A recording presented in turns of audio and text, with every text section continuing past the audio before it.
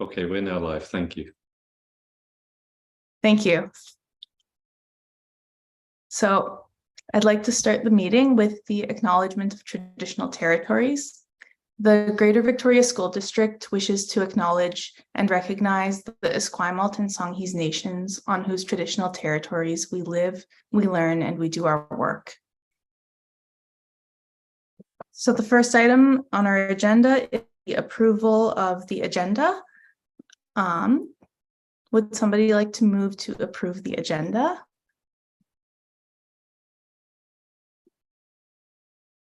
I see that is moved by Trustee Duncan, seconded by, I guess it doesn't need a seconder, does it? All those in favor? And the agenda is approved. Next is the approval of the minutes of the September 11th Ed Policy and Directions Committee meeting. And would someone like to move that to be approved?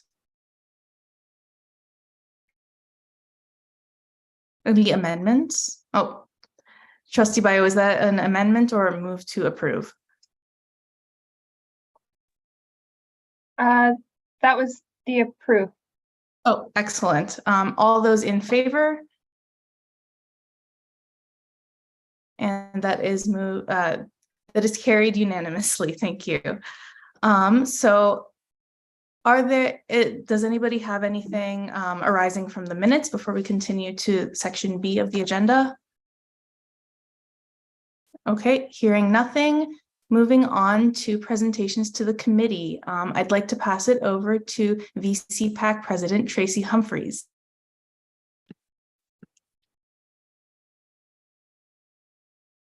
Chair, I do not see. I also don't see her. Tracy Humphreys in the waiting room or in the meeting. Okay, in that case, we can. How do we feel about starting with the climate action plan presentation, and then we can see if Tracy makes it to the meeting afterwards? Okay. Sections, I will pass it over to Patrick Schreck. And I'd also like to remind speakers that your presentation is 5 minutes long, and I will remind you at about 4 minutes in. Great, can you hear me? Great. Thank you very much for the opportunity to speak tonight. I am also speaking to you on the traditional and unceded territories of the Lekwungen-speaking peoples. My name is Patrick Schreck. I'm a former teacher from the school district. I retired a couple of years ago from Spectrum Community School. Currently, I serve on the board of directors of Capital Bike, and it's in this capacity that I speak to you this evening. Capital Bike is a cycling advocacy organization in the Capital Region. We organize the annual Go By Bike Week events and the recent Reconciliation Ride, among other events. We also advocate at all government levels to enhance cycling safety and infrastructure with a major focus on mitigating the climate crisis. So naturally, we really appreciate your leadership in declaring a climate emergency and creating a climate action plan. And it's great that the plan addresses active transport in its sustainable transportation section, which includes biking and walking. We have submitted a letter with feedback on the climate action plan. In it, we offer many recommendations to help make this section of the climate plan much more impactful. I won't read the recommendations to you, but I encourage you to review them and incorporate them into the climate action plan. I want to touch on 3 points for your consideration when you do review our recommendations, and they emphasize the outsized role that the school district has to play in terms of actual emission reductions and in terms of leading a paradigm shift and to avoid certain pitfalls. So first of all, the climate science on roads and schools. The latest IPCC assessment report from April 2022 highlights the transportation sector's significant contribution to CO2 emissions. The bad news, since 2010, these emissions have grown faster than any other sector, that's transport. And currently transportation is responsible for around 23%, so that's almost a quarter of global energy-related CO2 emissions, with 70% from road transport. Locally, trips from K to 12 schools alone account for 7% of all outbound trips. So my point here is that reducing vehicle trips to schools or shifting them to cycling, walking, or transit can have a very substantial impact on emissions. And that needs to be borne in mind when you're developing the climate action plan or reviewing it. Secondly, the myth of the electric car as a climate miracle. Electric cars are often seen as a or the climate solution. This is a misconception. While car manufacturers boast of 0% CO2 tailpipe emissions, this overlooks their emissions during manufacture and the infrastructure required to support them. Electric cars are more carbon intensive in their construction and will result in increased CO2 emissions for road maintenance due to their weight on account of their batteries. Additionally, their batteries pose serious social and environmental issues, including from their extraction, refining, and energy requirements for the rare earth metals they contain. The added vehicle weight results in more particulate pollution from tires and from asphalt, which affects the air that we breathe. Investing in electric cars, especially for charging stations, benefits the privileged, not the wider community. Definitely an equity issue. So electric cars are being sold. You need to be careful when you look at your climate action plan that you're not buying into a set of myths around electric cars. Finally, the paradigm shift we need. The IPCC's latest assessment report differs from previous ones in its emphasis that a paradigm shift is essential in urban transport. This shift involves transforming urban infrastructure and its form towards low emission development pathways. It prioritizes active transport like walking and cycling and public transport in integrated urban environments. This shift, they also emphasize, leads to co-benefits such as improved air quality, health, equity, reduced environmental demand, and reduced urban congestion. So I'm particularly pleased to speak with the Education Policy Committee this evening because you get it. You understand the role of education in a paradigm shift. It means a shift in our thinking about how we move around our cities. That's in relation to students, or the education is in relation to students, parents, and the community. Our recommendations are tailored to your educational leadership role, as the school district has a pivotal role in not just substantial emissions reductions, but also in leading the transportation paradigm shift required by the climate emergency. This also means integrating your actions with the municipalities as well. So to conclude, we must recognize that the solution doesn't lie in electric cars and charging stations, but in transforming how we move and prioritize, and we need to prioritize active transport and public transit. That's the lens we use to develop our recommendations. Please consider these recommendations carefully, and thank you for your climate work. Thank you very much, Patrick. I'm wondering, would you like to take questions? Certainly. If anybody has questions for Patrick, now is the time. Go ahead, Trustee Duncan. Thank you, Chair. Thanks so much, Patrick, for being here, and I appreciate you taking the time to draft a letter and be very detailed in the nature of your recommendations and advice to us. Yeah, I just really wanted to say thanks, and it's certainly food for thought, and I think it'll take us some time to go through all of that you've advised and then decide how best to move forward. But for now, I just wanted to say thank you. We really appreciate it. Thank you. You're more than welcome. We have loads of experts at Capital Bike. So as you review any of those recommendations, if you have any questions or require any further elaboration, reach out to any of us.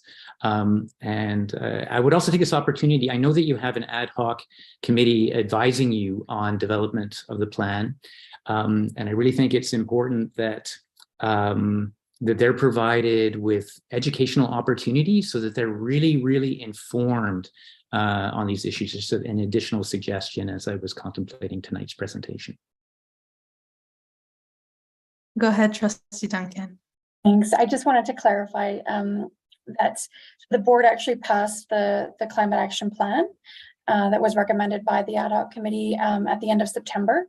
And so what will happen now is that district will start to implement the plan, and then we will also be reviewing the plan on an annual basis. So it gives us an opportunity to look at some of the feedback you've provided, and then to let that inform how we proceed when we review it. So just wanted to clarify where we are in terms of the process. Thank you. I just have to let you know I'm a little disappointed in how that process worked out, because I had contacted the school board, the superintendent, and with thinking that there was an invitation for feedback that was going to be considered in October, is what I was advised. So I was a bit surprised that the climate action plan was passed by the board 2 weeks after I had reached out to the school district inquiring about the process. But I was reassured that it's an open, ongoing process. So I hope that and hopefully more frequently than annual, the climate emergency is certainly something that needs our attention on more than an annual basis. And I hope that there's opportunities for an ongoing review of the process. I would hope for that anywhere.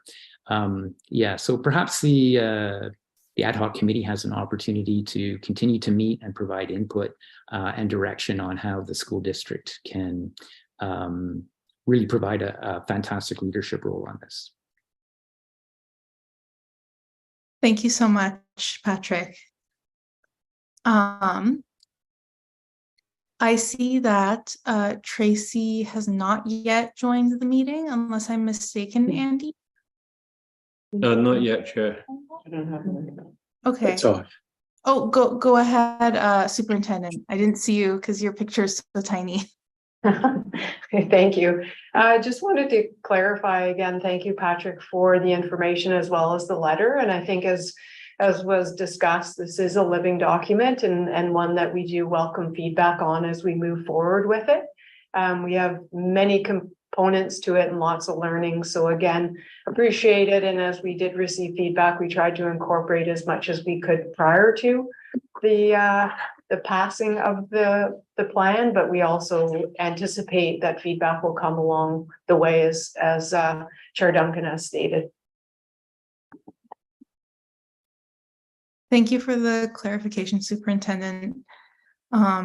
So seeing that Tracy hasn't joined the meeting yet, I think it's time to move on to the C section of the agenda.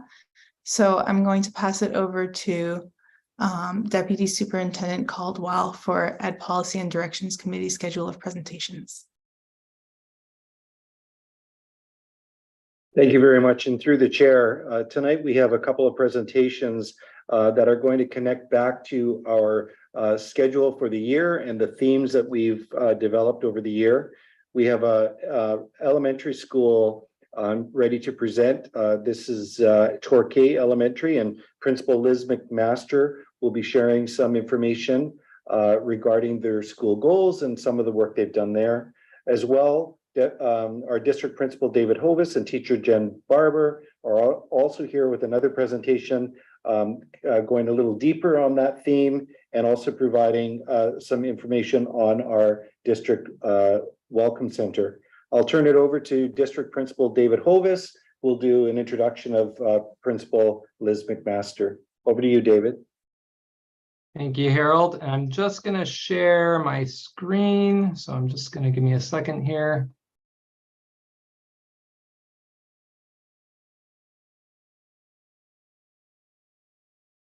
And can you see my slides? Looks good, David. Perfect. Thank you. Good evening, everyone. My name is David Hovis, as Harold mentioned, and one of the departments that I support is multilingual learners. I'm here with Principal Liz McMaster from Torquay Elementary School, and also District ELL teacher Jen Barber. So we're all down here in our office. For the 2023-24 school year, district departments continue to work collaboratively with schools in supporting anti-racism initiatives through a trauma-informed and culturally responsive lens. As we examine diversity, equity, and inclusive practices in the Greater Victoria School District, We will highlight the work at one of our elementary schools in relation to their school goals. Next, we'll examine Greater Victoria's changing immigration demographics and these implications for our school district. Finally, we'll review the role of the Welcome and Learning Center as it supports to newcomer Canadians. So in our next slide, within all district departments, we continue to keep this goal central to our work. And again, that goal that you see there is to support schools in feeling confident and capable in re-engaging priority students so that they can say, I belong, I have purpose, I matter. District departments' shared focus on priority students continues to align with aspects of the ministry's vision for student success and a guiding principle of student-centered learning. Student-centered learning, enabling the most flexibility as possible to organize and deliver programs within schools. This will become increasingly important as BC takes a more inclusive approach to education, ensuring all students, regardless of ability or background, benefit from a learning environment tailored to maximize their potential.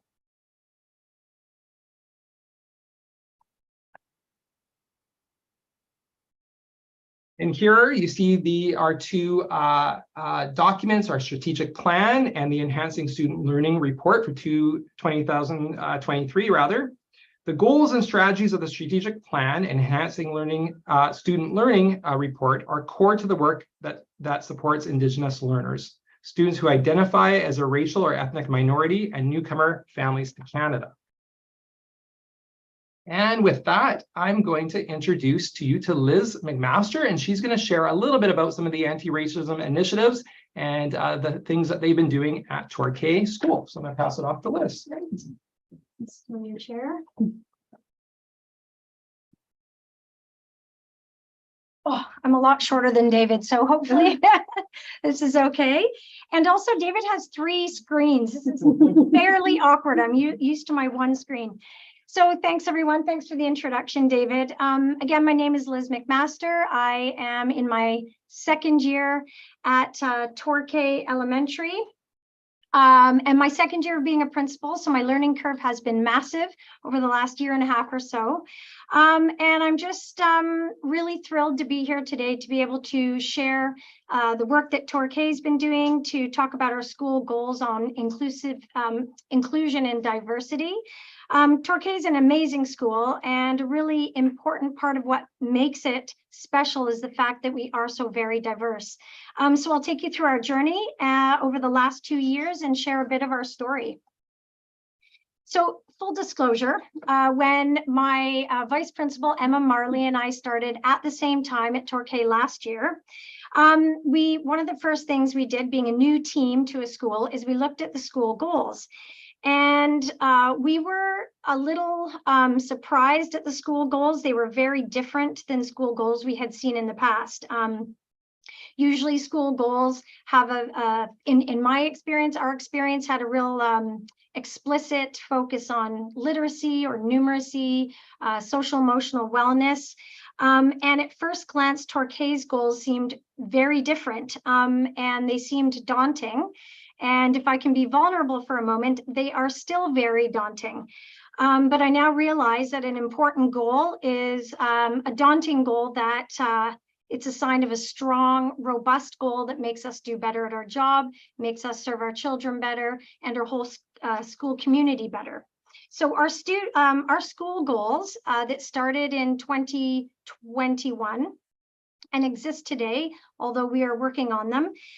Students will continue to develop awareness, acceptance, and empathy of themselves and others through identity, diversity, justice, and action. Torquay staff will develop cultural pedagogy through exploring our various points of privilege.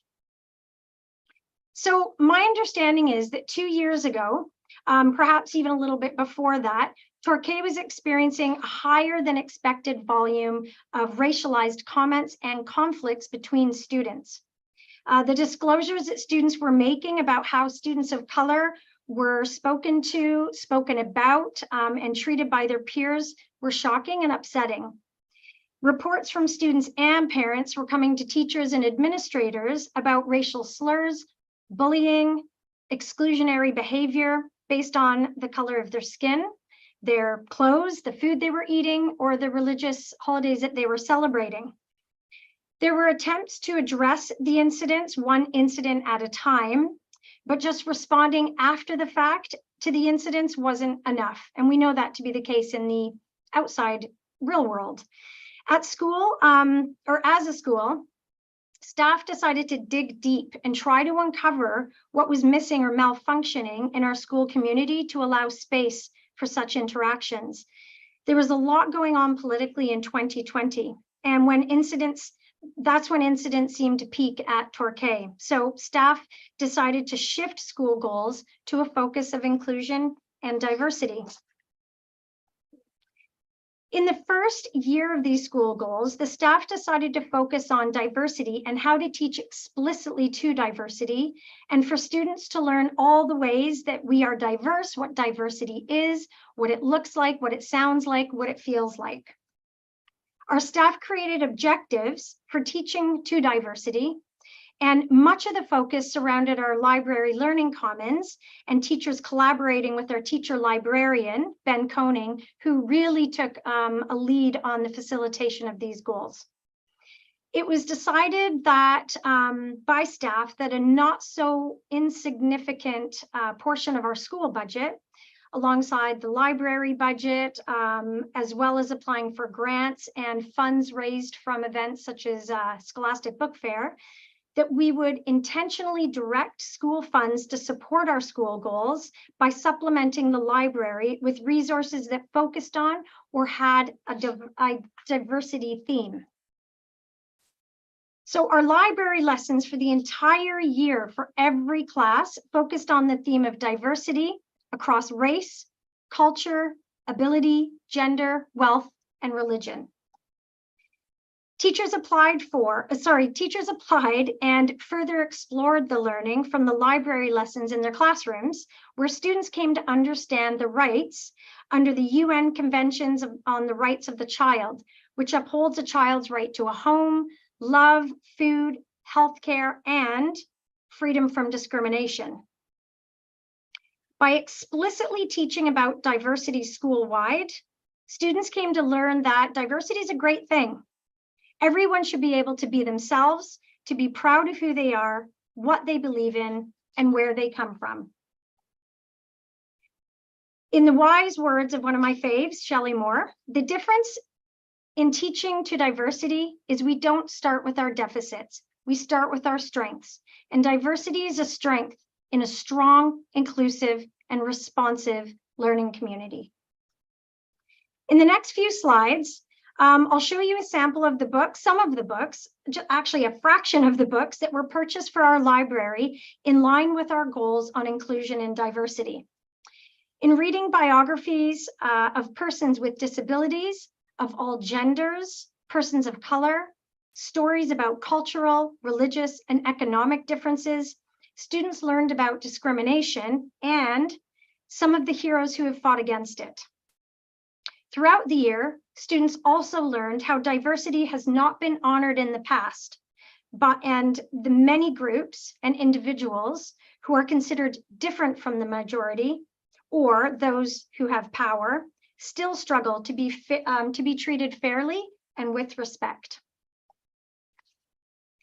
So in May of that year, 2021, actually. Oh no, I think it was 2022, time's flying. Students were given questions to reflect on what diversity means to them. Staff came together with those reflections to assess whether Torquay was overall developing, proficient, or extending in our understanding of diversity compared to the beginning of the year. Staff felt like much progress was made in the teaching to diversity. So last year, we moved our focus to inclusion. Again, using the library as a hub for our learning, exploration, staff collaboration, students were encouraged and guided toward justice and action, where they could use their voices and experiences to explore and celebrate the ways that they and everyone around them are different and special. Focusing on inclusion as our school goal has allowed for opportunities for students to have voice, agency, and feel empowered. Having inclusion as the goal is really about having students embody the goal. A few examples of our school goal of inclusion in action are in the next few slides. One example is students were invited to share what was special to them about their cultures and traditions on our morning announcements. We had 1 day a week reserved for this, but after we started it, so many children came forward wanting to share who they were and what is special about them and their cultures and traditions. So we had to make space on several days a week for the announcements. So first up, we have a Sherry. This is 3 of maybe 80, 90 students who presented over the year. A Sherry sharing her favorite aspects of being Nigerian, Cameroonian, and Canadian. Alice sharing what she loves about being Indian and Canadian.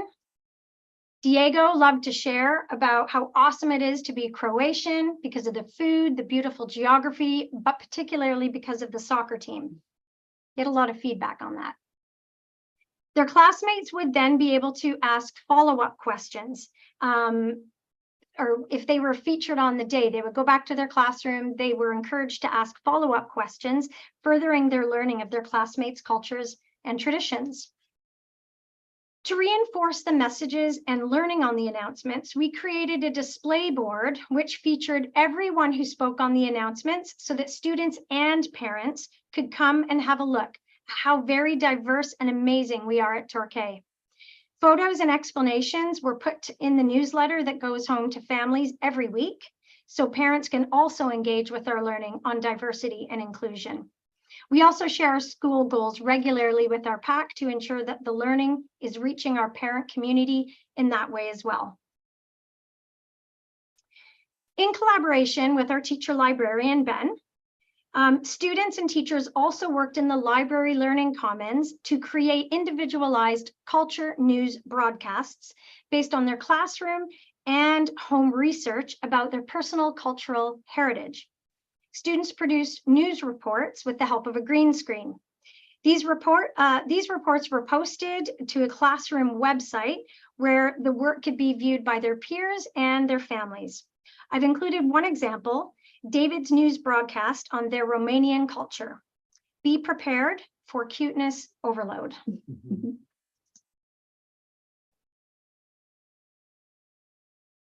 I hope the volume's enough. I don't know. Bună ziua. My name is David Glavan, and I'm proud to be Romanian and Canadian. But since my school knows I'm Canadian, I'm going to tell you about my Romanian culture. Romania is located in southeastern Europe, bordering the Black Sea between Bulgaria and Ukraine. 6 special foods for Romania may include tripe soup, cabbage rolls, polenta, sour cherry, and elderberry juice. 3 special activities in Romania also may include eating things, caroling, and painting Easter eggs. One of the traditional clothing in Romania is white shirt, embroidered pants, woman apron, and fabric belt. An important belief in Romania is Christianity. Did you know Bucharest is the capital of Romania? Another thing to know is that the modern jet engine was invented by a Romanian. A well-known holiday in the country, Romania, is St. Nicholas Day. And St. Nicholas is basically Santa. Instead of putting presents under the tree, he puts them in your boots if you're nice and you kept them clean. Love on with David. Goodbye. I hope you enjoyed listening to my culture.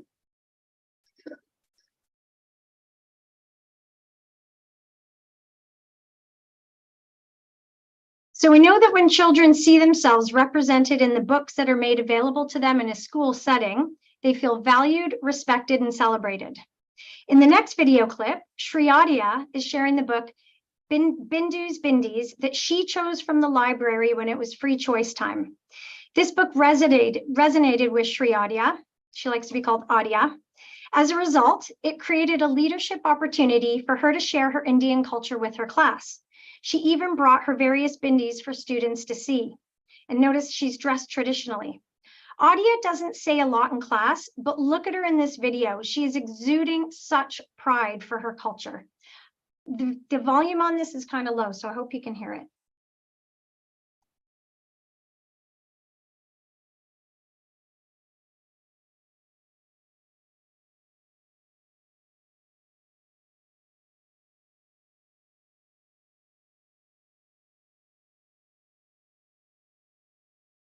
Sorry, Liz, we're not hearing any volume on this one. Okay.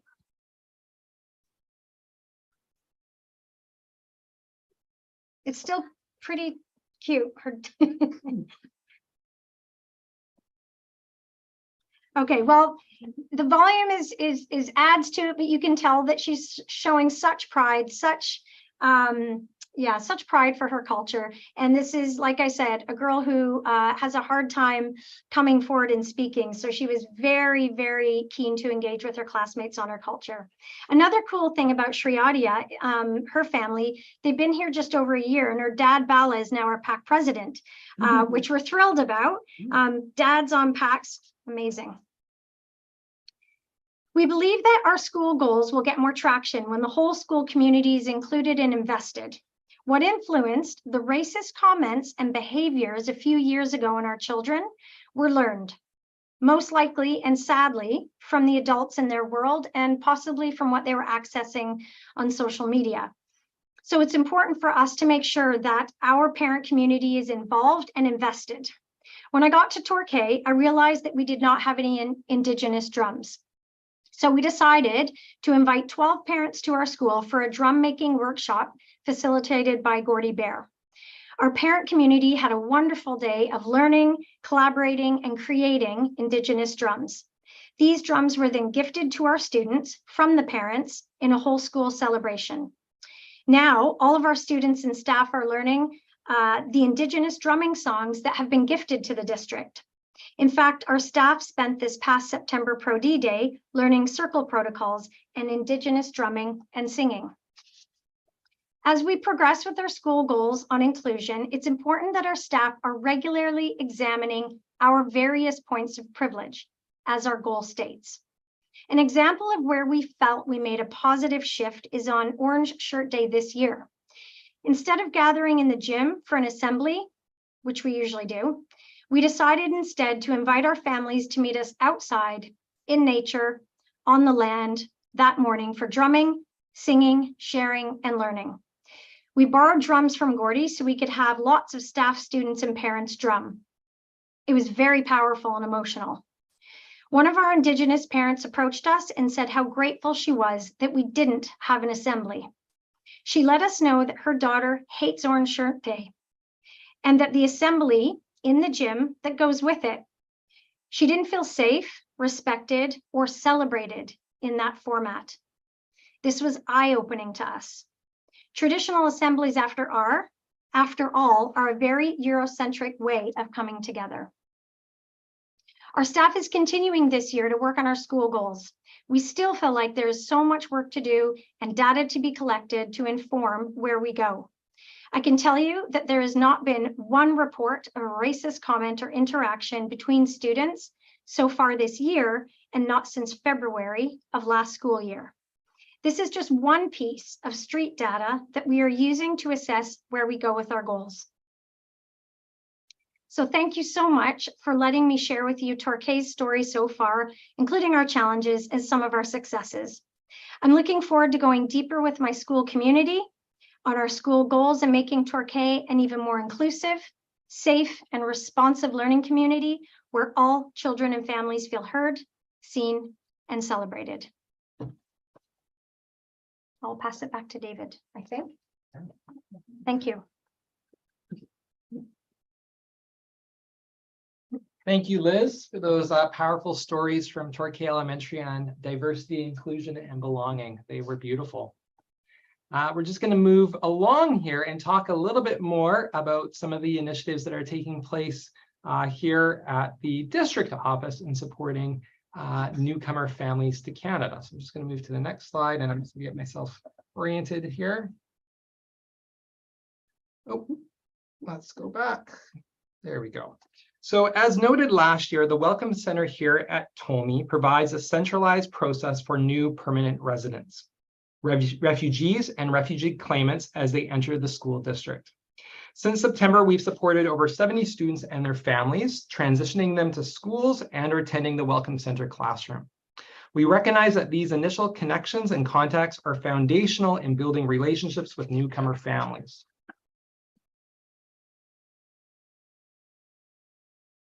As we look at our own context as a school district and how best to support newcomer Canadians, it's important to zoom out and understand what's happening within the Capital Regional District. The following data is from a document created by the Intercultural Association from 2021 census data entitled Immigration Profile of the Capital Regional District. This slide provides population information, and as of 2021, there were over 70,000 new immigrants in the CRD, with just over 10,000 recent immigrants. And as a percentage, that means that there's almost 19,000 of the total population are immigrants here in the CRD. This slide provides information on racial groupings. And so that's some interesting information as well. ICA also notes from the 2021 CRD census data, on average, recent immigrants are 10 years younger than non-immigrant population, and most are living with someone else. Overcrowding is much more common for recent immigrants and racialized renters. Overcrowding means that several households pool their wages. Recent immigrants are often highly educated and employed, and recent immigrants are often employed but earn less than non-immigrants. They fall more often in the low income bracket. This slide here provides you some information about some stats from the ICA with their Swiss program. And the Settlement Workers in Schools is an outreach program funded by Immigration, Refugee, and Citizenship Canada. Currently, the Intercultural Association of Greater Victoria holds this contract. Its aim is to help eligible newcomer students, immigrants and refugees, and their families settle and integrate into schools and community. ICA Swiss services are provided to all 3 districts, so that's District 61, 62, and 63. And what's interesting here is that you see a 77% increase in new clients and an 89% increase in new families that they've supported from this year compared to last year's stats. Reflecting back at our district, what data story or information do we have about students here in SD61? I love this image, and as you see, you might have noticed this one is also on the new Enhancing Student Learning report as well. It's an image with our district ELL teacher, Jen Barber, at the Welcome Center, and it includes a number of students who were part of the Welcome Center at that time. And they represent students who had recently moved to Canada from Ethiopia, Syria, Pakistan, Ukraine, and Mexico. So within our own school district context, there are 4,510 students identified a language other than English as their primary language spoken at home. This represents just over 20% of our student population. And on this slide, not all languages are reflected. Rather, I've included some of the predominant languages families have indicated as the primary language spoken at home. Multilingual learners, or English language learners, as the ministry defines them, receive funding for up to 5 years of additional service in schools. Students of Indigenous ancestry, those students that identify as Métis Nation, First Nation, Métis, or Inuit, can also qualify under the ELL umbrella for additional services and supports. This is often referred to as English skills development. In collaboration with the Indigenous Education Department, we have co-developed guiding principles when working with students of Indigenous ancestry. These considerations reflect culturally responsive pedagogy along with the 5 R's of Indigenous education. Currently, there are 178 students of Indigenous ancestry receiving ESD funding support. In total, 2,378 students, or 11% of SD61's total population, receive ELL funding support. This is an increase of almost 12% from the 22-23 school year. With increasing numbers of new immigrant families arriving to our community, it is imperative that we begin by making meaningful and welcoming connections. This infographic, which was designed last year, reflects some of the work taking place at the Welcome Center. And then highlighting two initiatives from the 23-24 school year thus far, I want to share a little bit about two pieces, and you can see there's a lot of information on this slide, but one is the addition of a Spanish and French-speaking multicultural support worker to the Welcome Center. And part of their role is supporting student transitions into school and also leading various after-school programs. One example of an after-school program that they're currently leading is the development of a boxing program. In hearing the voices of students entering the Welcome Center last year, we recognized that some of the sports and activities that they were interested in were either not readily available or too expensive to access. Some students also have difficulty accessing various programs or requiring additional supports. With funds provided by an organization called 94 Forward, which is the legacy foundation for the Commonwealth Games, 94 Commonwealth Games, they've been able to offer this program, which runs 2 days a week at a local gym. The program is fully funded, and we currently have close to 30 students who are registering and attending. Another highlight is the addition of a trauma-informed support worker. Through research conducted by UVic for the Community Advisory Board in SD61, which includes faculty from the University of Victoria, staff from SD61, and community members, we heard from newcomer youth and parents. Some of the challenges they face includes racism, resettlement issues, and navigating the school system. With funding from the Victoria Foundation, UVic has been able to hire a part-time trauma-informed family support worker. This new position will focus on supporting SD61 newcomer families who are originally from the Middle East and Africa.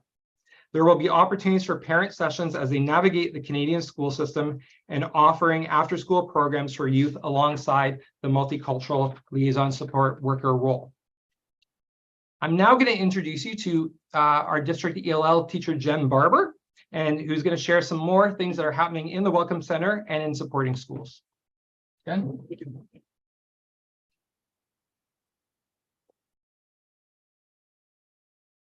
Thanks, David. Hello, everybody. So I'm Jennifer Barber, and I teach at the Welcome Center classroom. But part of my role at the Welcome Center is the classroom, as well as school supports in the district too. And so the classroom itself, the goal is, instead of being specifically curriculum based, as in the school, it's to establish trust and relationship with the students and their families. So to help create a safe space for them where they feel connected to school and that they belong, and to help them feel a part of the community. So it's a very small, close-knit group, and it shifts with time. And so the students would spend various amount of time depending on the needs of the family. And for some students, this is their first experience with school. So elementary, middle, or secondary students in their first experience with school. And so we always bear that in mind and help it be a smooth transition into the regular school system. So it's family focused. Every day I see parents, families bring their children or family members, and then pick them up too. And so in the schools, that's not usually the case. You don't develop that strength of relationship every single day where you have contact with the family and the students. So often too, there's siblings, kindergarten to grade 12. So I have students in, I think my youngest right now is 6-year-old, and the oldest is 18. And siblings stay together in the same group. So it's happened multiple times where brothers, sisters, they want to sit together. They don't even want to be broken apart into different groups, and they're sitting close together that they're touching sometimes. And then slowly they relax and feel more comfortable to work with other students in the same group and then helps them transition to school. So there has even been some moms who've spent several weeks with their children at the school as well until they felt comfortable letting go too. So it's a special space in that way that wasn't there before, and it's been a very welcome addition for many families. The most vulnerable families as well. So the second part too is school supports. So in the afternoons, I support schools and ELL teachers around the district, kindergarten to grade 12. And that means Pro-D, so sometimes providing professional development or consultations or just communications and newsletters and providing tips and things, for example, on helping students with limited or interrupted formal education or SLIFE. And so sometimes I'll have a guest in with Ton Nguyen, who's a very renowned expert in the field, consulting with him and so forth. And also on trauma-informed practice, sharing links or connecting, organizing opportunities as well. There's also consultations and collaborations and communications about assessments, annual instruction plans for students, teaching and strategies. I get lots of emails every day from teachers and going into schools as well and just helping. And the other project we're working on too right now is the diversification of school libraries. So helping students to see themselves in their schools, like Liz was talking about, was very key and important. Emphasizing on the decolonizing book collections and purchasing of books in other languages and other cultures as well. The recent addition is the multicultural worker who happens to speak Spanish, which is our #1 language in the district, actually, primary language, according to the data. And he connects daily with the center, the Welcome Center, students, and with schools as well, and sometimes helps with particularly challenging transitions into schools for students who maybe haven't been to school before and they need just a little bit more support with just the daily routines and so forth. So might go into the school and help settle and then come back to the center. And also just connecting with families and when the students are ready and when it's time for them to transition to school, to take the students and meet up with the families to do school visits, to go see the school together and have a tour, meet the teachers, maybe find a buddy who speaks the same language. It's also really nice at schools too. So they help with the transition to elementary, middle, or secondary schools. Did you have any questions at all? No, that's it. Thank you. Thanks, everyone. And that concludes our presentation. And Liz and Jen and I are all here if there are any questions from any of the trustees. Thank you so much, David, Liz, and Jen. Those presentations were really, if you wouldn't mind, oh, perfect. I just couldn't see you sharing your screen. Are there any questions or comments? Trustee Duncan. Yeah, thanks, Chair. Yeah, just want to say thank you. It's really very cool to hear about all the good work being done in our district. And it's often at standing committees where we get to sort of hear more of an in-depth overview of that good work. You know, I was just really heartened to hear that, you know, when there were concerns around, you know, racism and you know, issues in a school community, that the approach was to double down on learning and growth and weaving that into practice in the school, collaborating as a team and really just focusing on how to build that connection and that sense of belonging for all students. That, yeah, that's just a beautiful thing. So thank you so much for sharing that with us tonight. And I think, you know, we can really learn from that and take that away to our everyday lives, even outside of education, but it's inspiring to hear that kind of practice in action. And, you know, I've been hearing really great things about the impact that our center of the district's having for families, and to give some examples of, how we're allowing those transitions for families and for the children to happen gradually, is, again, like, it's such a privilege to be able to do that. So big shout out to all of you for making that happen. And yeah, I'll just look forward to hearing more from a board and strategic perspective. It's also really helpful for us to get a sense of how many new families and how many new children are joining our community. We're going to be talking about growth and that's really important data for us to have. So thanks for sharing that. And then I guess we're also going to be talking about learning resources. So it was really cool to hear about how the team at the school-based level is working in concert with the teacher librarian to bring appropriate resources to schools to help support your good work. I remember when my own son was in elementary school and we had readers in grade 1, and those readers were, I think, probably dated back to maybe the 70s, 80s, maybe, but they didn't reflect families and what families look like these days. They didn't reflect some of the values that we really hold dear. So I'm really happy to hear that there are investments in changing that. So that was it. I just wanted to share a little bit about what my thinking was as you presented tonight. So thank you again. We really appreciate everything that you do for our students.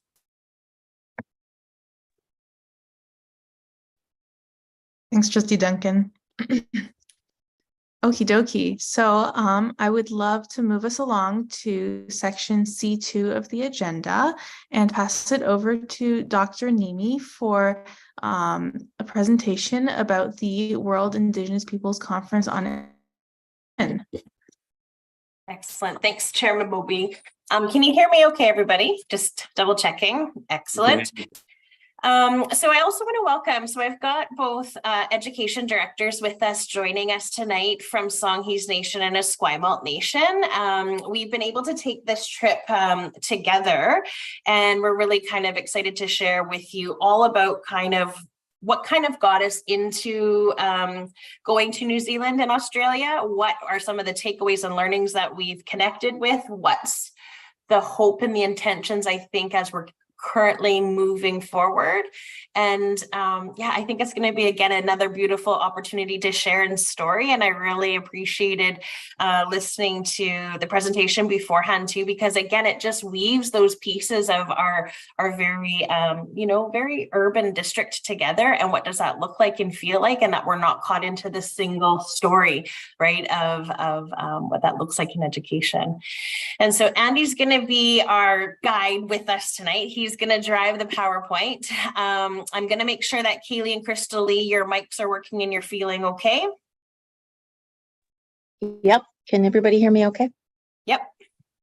My turn. How about now? Yep. Excellent. Perfect. Thank you. Okay, I'm going to put this up in the corner. So I want to thank everybody for the opportunity for all of us to be able to present this evening. I'm first going to do a little bit of introduction to the World Indigenous Peoples Education Conference. And so that took place in Australia this year. The World Indigenous Peoples Education Conference actually happens every 3 to 4 years across the globe. And it's an opportunity for Indigenous people and educators to come together to be able to share in best practices and moving pieces around what's happening for commonalities and strengths and stretches for Indigenous pedagogy within the education systems, right from early learning all the way to post-secondary. And so the last World Indigenous Peoples Education Conference was hosted in Canada. It was hosted in Toronto in the territory there. And then before that, it was hosted in Hawaii. And then this time it was in Australia. And in 2025, it's going to be in New Zealand. And so there's about anywhere from 5,000 to 7,000 Indigenous educators and allies coming together to be able to share in the story work of what's actually occurring all across the different continents and across the globe.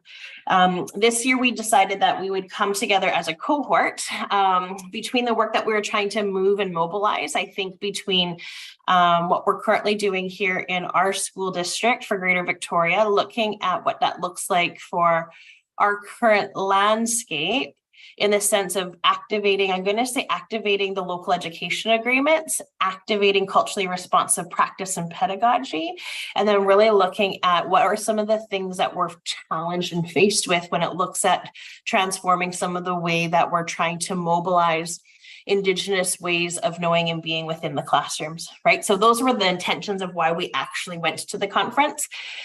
Coming into the district when I arrived, the application for me to present my doctoral research was already in because the conference was to start and be present in November of 2020. And so, to go alone wouldn't be the right thing. To bring community is the right thing, right? And so we were able to go together. The image here that you see in the bottom left-hand corner is actually lots of BC folk coming in and actually entering the conference together. So we had many different districts from across BC and many different First Nations communities from across actually BC attending the conference as well. So it was really nice to join with our colleagues. Before I go to the next slide, I will ask Kaylee or Crystal if there's anything on this particular slide that either of you would like to add. No, I was just going to say, looking at these images and build upon what you're sharing, Shelley, is that when you look at this group here, and that's just from BC, not to mention being around in that conference, Indigenous groups from across the globe was highly inspiring. And so many times I think we feel that sometimes we're struggling alone in some of the things that we're wanting to incorporate and look at. And just when you're around a group of people like that, who also there's such commonalities across the globe. And really we share so many things and moving in the same direction.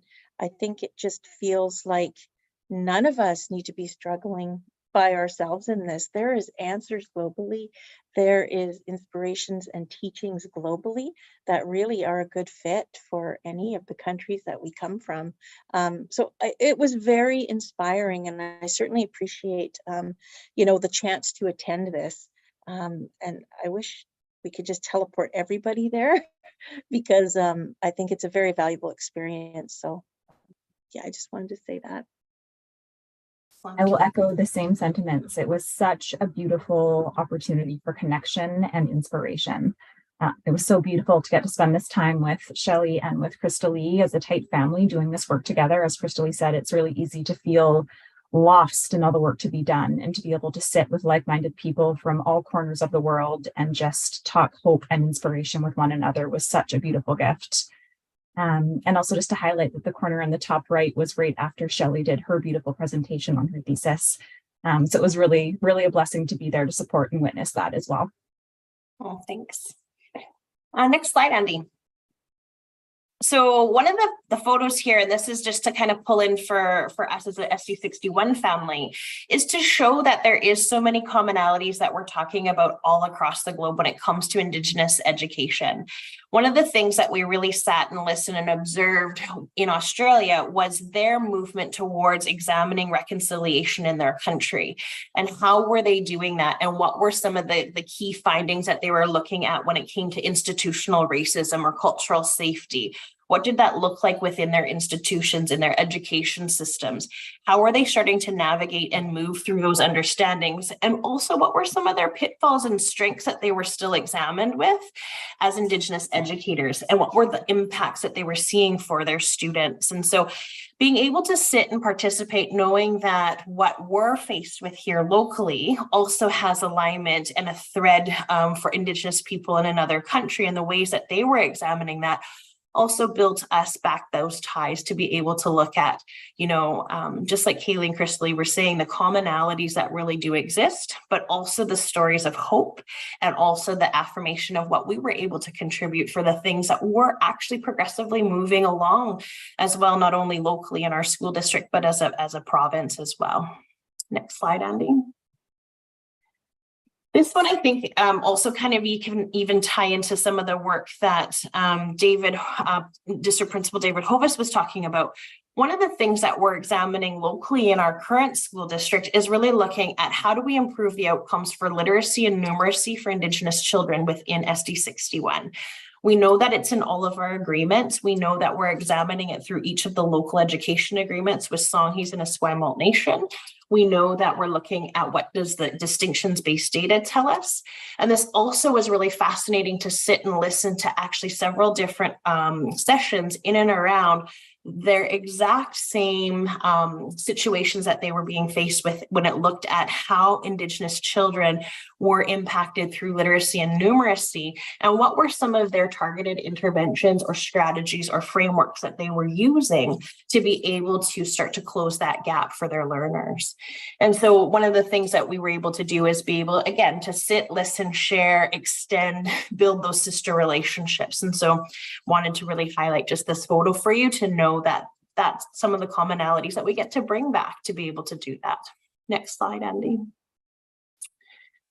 And we all talk about this here too, right? So we really looked at, just like Jennifer Barber was sharing, we talk about identity, we talk about strengths, we talk about the individual child, right? And it's all about, looking at who is the whole child and what are the things that we need to be able to know as it relates to the identity of children. And so I think for us, even looking at, certain frameworks that other communities were holding or other countries were holding and how they were trying to be able to say, this is how we're communicating that with our school district or with our classroom teachers or with, as children are transitioning into new environments, this is how we're doing that. That allowed, I would say, for both Kaylee, Crystal, and myself, and I'll put it over to the ladies right now as well, and being able to say, here's what we're stretching with right now, also in our school district. And so maybe I'll ask Kaylee or Crystal for any contributions on those few couple slides that we had there. Sure, I can jump in. I think these, you haven't touched on this in your presentation yet, Shel, but I think these are from some of the schools that we were at in New Zealand. And it was such a soul-filling experience to be able to walk in these places and spaces and feel the culture and feel the connection to what they're doing and to feel the identity just permeating through the spaces. So in this little slide as well, we're seeing, what makes us us. It's all these different pieces that make us us. And when we walk in this school, we are all family, and that makes us a family. And it was just so inspiring to be able to see what is possible from the building of a building and a space, the way that it's been created and is so functional and focused and group oriented, so many circles, way less siloed. It was just such a beautiful experience to be able to witness the intention going into the learning spaces that we were able to visit, and just feeling the confidence in the kids. I think is one thing, Shelley, that we talked about a lot while we were there, is walking into these classrooms and seeing just how confident these children were. I remember walking into a high school dance class, and teenagers are awkward and uncomfortable and they don't want adults watching. And we walked into the space and not one of them turned around and were bothered that we were there. It was big smiles, joy, welcome to our space. And it was just this really beautiful grounding feeling of what's possible when we all work together. So I guess that's my takeaway from this piece. Mm-hmm. Next slide, Andy. So Crystal and I sat and witnessed this part of the program, and this was called the Gathering of Nations. And this is where every country had, so that they were invited and acknowledged, just like we would do here in our own country and in our own territories. This was the territory for which we were on, and the Gathering of Nations is where they had all nations come and do an acknowledgement for who they are, who's in the room, who's the family in the room. It probably lasted, I would say, 2.5 hours, Crystal. At least. Yeah. It was something. It really was something. And we got to go up with BC, right? So we went up with BC and got to acknowledge who we were and who we were as Indigenous people in this space. And you just felt this connection and that sense of belonging. And I think what that memory and those pieces do is it really ties back for what we're trying to inspire for children and youth, right? And that they see and feel themselves within the education system. Next slide, Andy.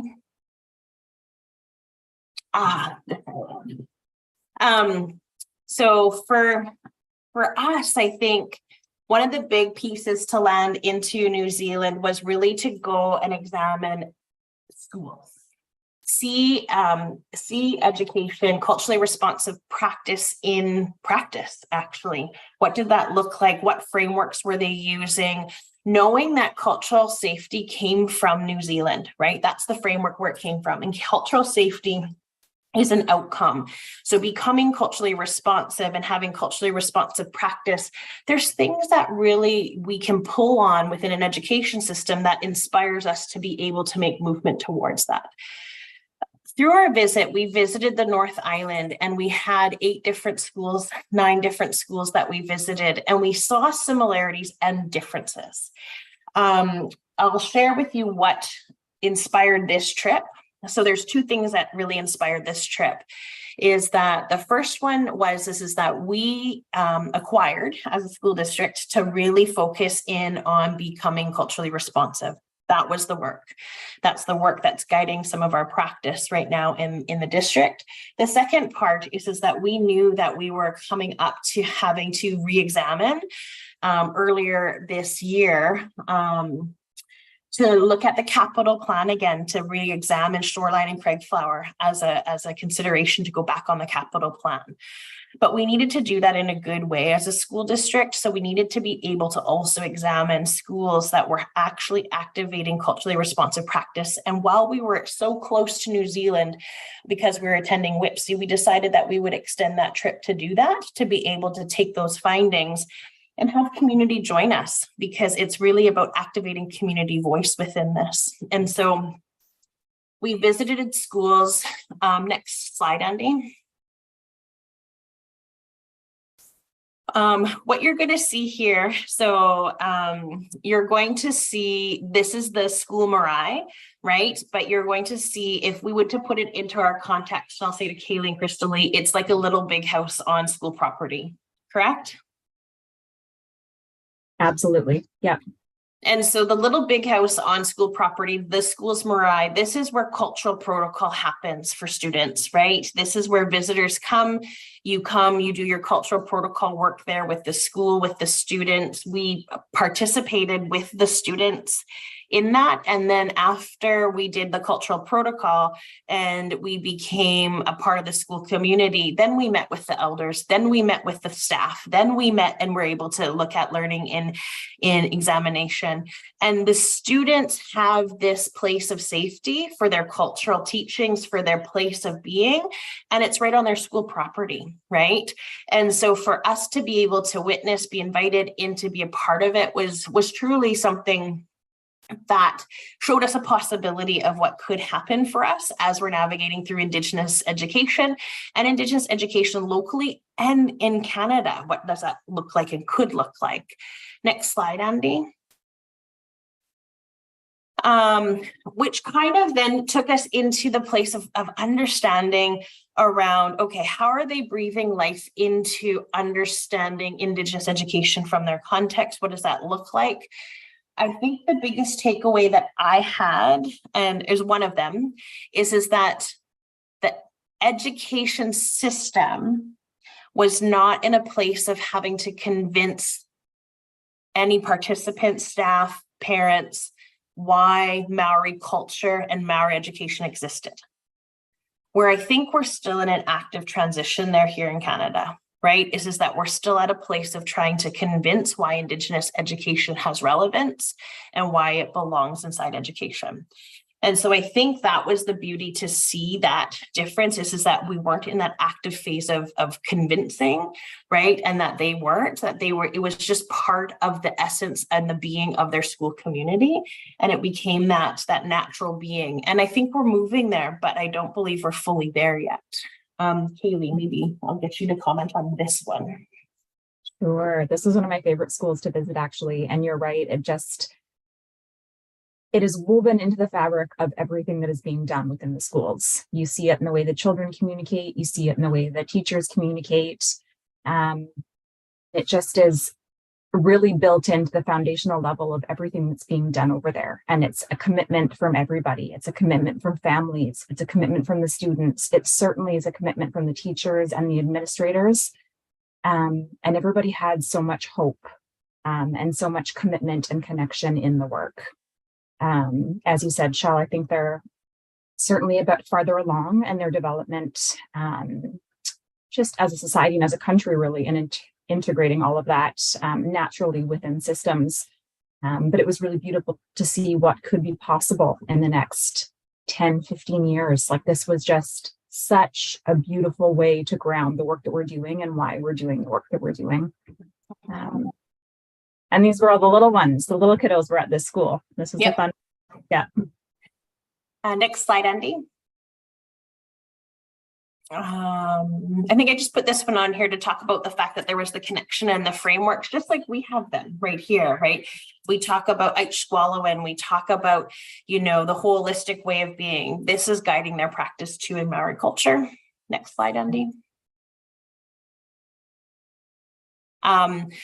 This is a middle school that we visited, and again, you're going to see evidence of Maori culture there. But what I really can continue to take away is that there was cultural places and spaces on every school property for Maori culture to be embraced and to be honored and to be practiced, right, in a way that was accepted, right? And I think that was really beautiful. There was elders connected to the school. The difference that we found with governance, because we did meet with one of their boards and we did meet, which was really fascinating. And we did it intentionally because as we're looking at Craigflower and Shoreline, knowing that, right, we're trying to breathe life into the local education agreement, what that's going to look like for us as a school district to be in a right relationship to embrace this. We also looked at their governance structure, and their governance structure is different in New Zealand. They have a Department of Education, but their Department of Education doesn't have one school board. Every school has their own school board, and the school board is responsible for their principal, right, to hire their principal. And it is a different model. And the model that we looked at in one of the schools was that it was a co-developed model. Half of the governance structure was Indigenous, half the governance structure was non-Indigenous, and it was a co-governance model that guided that particular school environment. So we met with their board to be able to understand, how does that work? How do you as non-Indigenous people, settlers, white people, Pakeha, work with the Maori people of this country and of this community to be able to ensure that the governance is navigating appropriately? And Kaylee, I'll also get you to come in on this one because, and we also had, sorry, I was just trying to think too, we had Penticton Indian Band join us on this part of the excursion because they're also examining this, right? And so they joined that with us. But what we found truly was the fact that, again, the response from governance was that they weren't needing to be convinced that Maori education had relevancy and place and space within the education system. It was naturally there. And so that became the transformative place for us about where we're like, we are moving in a direction in education in BC, right? And we're getting into places, but we're not fully where I think we need to be for Indigenous education yet. Kaylee, thoughts? Or Crystal Lee too. Yeah, I think you hit the nail on the head, Shelley. At this particular space, I remember walking in and it was built so beautifully to instill success and connection within this school. Really big center area, movable walls for more connection, bringing different classrooms together, having older kids work with younger kids. And as we're looking at what Craigflower and Shoreline could be as a potential school that spans more grades, and we have potentially more of a family system and just more integration of culture and family built into the framework of the school itself, it just speaks to how profound the space sets the stage for the learning that happens within that area. And I think for us, as we're looking to envision the future of what, we hope to have for our kiddos at Craigflower and Shoreline, this was a really inspirational piece to be. The inside spaces, the outside spaces, and so many windows. Everything was just open and connected, and teachers working together and co-classrooms. And I think one of the beautiful things within this school as well that I remember is a lot of the classrooms had an elder teacher as well as a base teacher. And so there was always combination. One had a lot of the tech stuff, one had the culture and the teachings and the learning, and the way that those two generations work together to affect change and to teach and instill this confidence and this learning and this grounding was really, really special to be around. And just how seamlessly it was in every single classroom that we entered was really beautiful.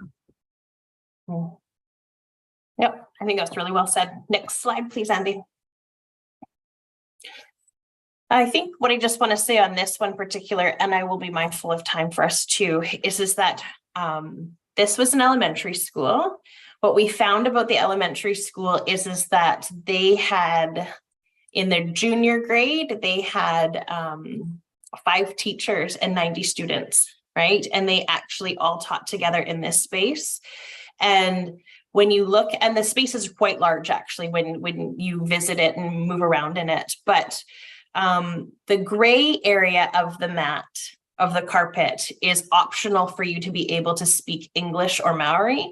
If you are on the blue, you must speak Maori, right? And that is understood, right, as their school community.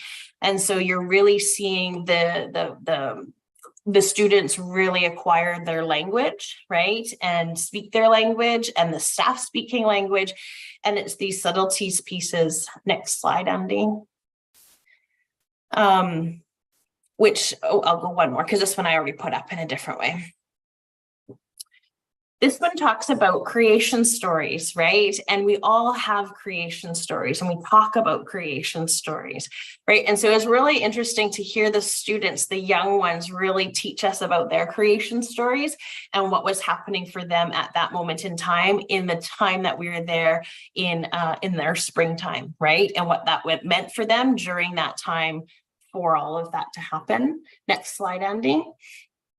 Which goes into this one, which I remember us going like, why do those fingers look on fire? And what does that mean? And tell us that narrative, right? And being really curious. And that's Kaylee, that's you over there in the corner, I just see.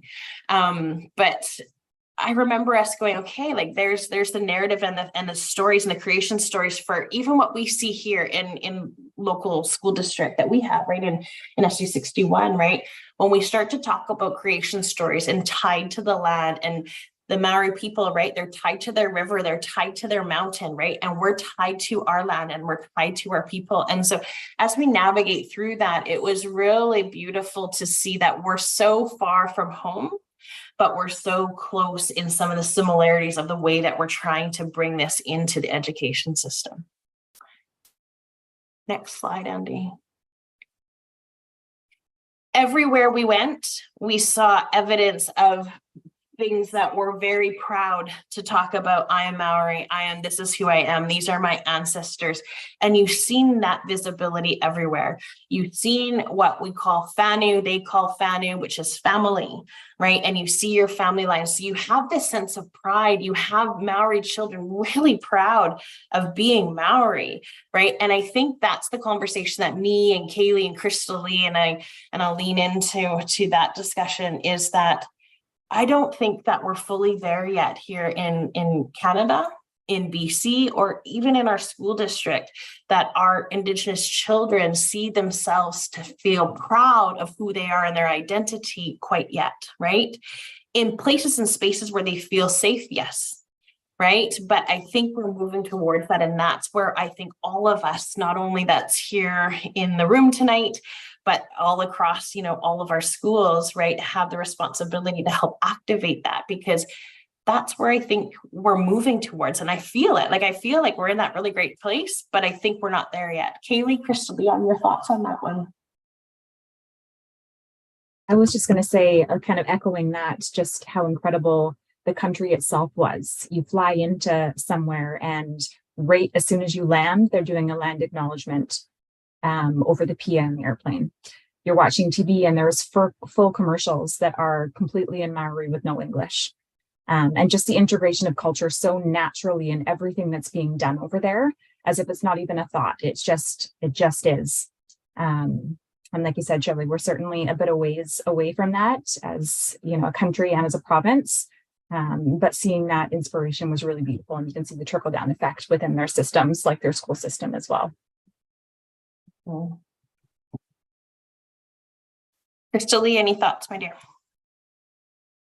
No, the same thing. It just was very noticeable how language was absolutely a part of everything.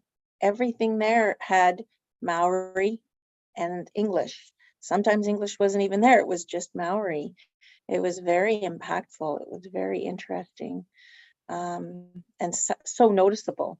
We see it here a little bit, but there it was absolutely woven in everywhere you went, not just in schools, but in community, everywhere, like at the airport. Like I was blown away when they did that when you're landing, right?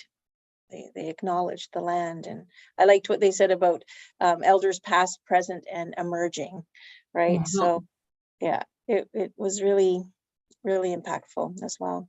So yeah, agreed. Next slide, Andy. Yeah, again, just visibility, right? We took pictures of how spaces and places were set up, right? And how you had the visibility of the land and how they use those open spaces to really be in and out, movable doorways, open doorways, sliding places. And I think when we started to look at that, we started to think about, as we were walking through there, if we are envisioning Craigflower shoreline, what could this look like for, community? What would they like to see when they're navigating through, right? So it was really just helpful for us in that way too, because I think if this is the opportunity to transform,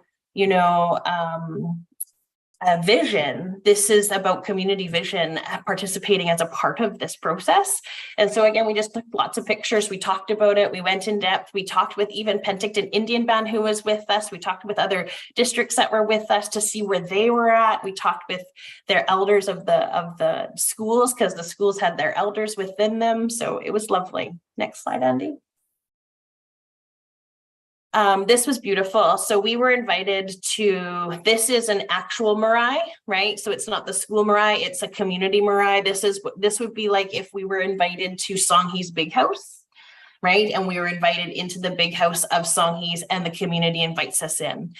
So this community invited us in. It was very cultural. You're going to see no pictures from inside the space. You're going to see no pictures beyond just this, right? You're greeted at the door. You're greeted at the gate, friend or foe. Once you're friend, you come in, you enter into the cultural space, right? There is a ceremony that does happen. It involves singing. It involves, touching your forehead and your nose together, right? And it really breathing that, taking that one breath together, exchanging that. We participated in that as a family coming and building this relationship. We also then broke bread together and we ate, and then we did business. So we did cultural protocol, we fed each other, and then we did the business, which really was about, as we're navigating through, there was multiple different entrance points for this trip. There was, yes, going to spend time with Indigenous educators in Australia, which was really critical for us. B was to come examine schools as we're looking at seismic upgrade, looking about shoreline, looking at Craigflower, looking at the ability to examine what could Indigenous education look like and be like in a sister relationship. And the third was about outbound experiences through international education for Indigenous students in our school district. And so, knowing that we would partner with a community marae, right? That our students would be visiting and staying with a marae, right? And they would have a caretaking extended family. Just like if New Zealand students come here, we're going to build the reciprocity of the relationship, and that would be with Songhees and Esquimalt Nation, right? And with us. And so looking at how to build the relationship so we can make sure that we feel safe where our students are navigating through, what that looks like, what they'll experience. And so we wanted to share that this is the marae that we visited. That's beautiful. Next slide, please, Andy.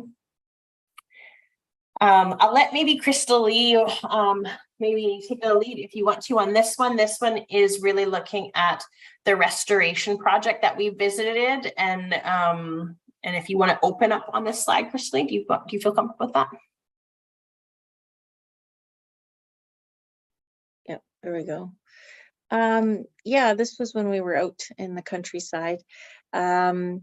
And this really, I think the thing that stood out most in regards to New Zealand was that connection to the land and physically getting out on the land and looking at the land as sort of an extension of the classroom. I mean, and opportunities for youth to be involved at all levels. So I did not have the same opportunity to go into the schools because I wasn't part of that part of the trip, but certainly this was the part where I joined in here.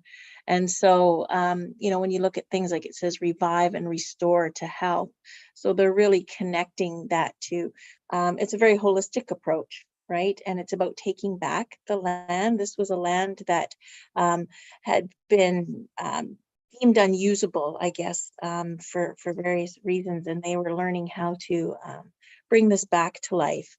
And that involved bringing groups out there of students as well.